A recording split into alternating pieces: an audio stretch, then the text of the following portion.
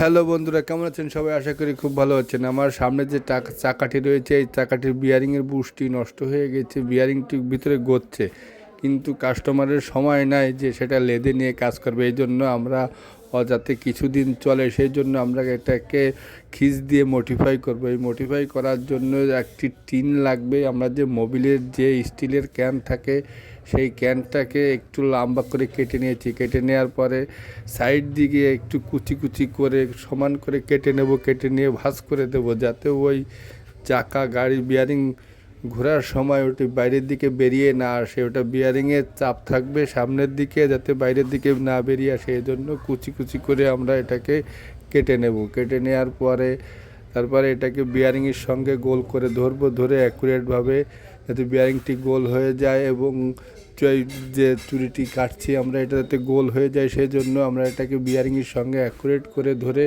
এটাকে ভাঁজ করে অ্যাকুরেট করে নেব।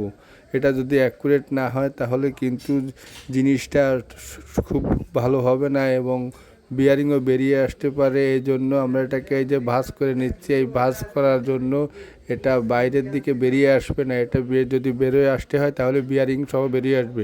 এবং আপনাদের যদি কেউ এই কাজ করেন তাহলে খেয়াল রাখতে হবে যে যে টিনটি দিচ্ছেন এই টিনটির জামটি যেন বেশি মোটা না হয়ে যায়, আবার বেশি পাতলা না হয়ে যায়। বেশি পাতলা হয়ে গেলে কিন্তু এটা বেরিয়ে আসবে এবং বেশি জাম যদি হয়ে যায় তাহলে কলাম আপসটি ফেটে যেতে পারে। এজন্য এটাকে একেবারে মাপ মতো করতে হবে। যদি আপনারা মাপ মতো না করেন তাহলে কিন্তু এই যে টিনটা আমরা ঢোকাচ্ছি এটা দেখতে অ্যাকুরেট মাপ মতোই দিতে হবে। অ্যাকুরেট মাপ মতো না দিলে আপনার কিন্তু এই বিয়ারিংটা অ্যাকুরেট ঢুকবে না, আপসটি ফেটে যেতে পারে এবং যদি পাতলা দেন তাহলে কিন্তু সেই গজাগজি বন্ধ হবে না। বন্ধুরা, এই যে দেখেন আমরা এটার বিয়ারিং ঢুকাবো। এখনই বিয়ারিং ঢুকানোর জন্য একটু ঝামেলা আছে, কারণ এই যে বুশ করা হয়, বুশটি অ্যাকুরেটভাবে না ঢুকলে কিন্তু বিয়ারিংটি অ্যাকুরেটভাবে লাগবে না। এই জন্য চারিবারে সমানভাবে গোল করে নিতে হবে। গোল করে নেওয়ার পরে এরপরে বিয়ারিংটি দেখেন বন্ধুরা, এই যে আমরা এই যে বিয়ারিংটি ঢুকিয়েছি, বিয়ারিংটি ঢুকানোর পরে যে সাইডের যে টিনটুক বাড়তি ছিল এটুকু ভাঁজ করে দিতে হবে, যাতে এটি হাফসের যে স্পকেট হাফস থাকে সেটার সঙ্গে লেগে গিয়ে এটি অ্যাকুরেট থাকে। ভিডিওটি ভালো লাগলে চ্যানেলটিকে সাবস্ক্রাইব করে দেবেন এবং অন্যকে দেখা শুরু করে দেবেন।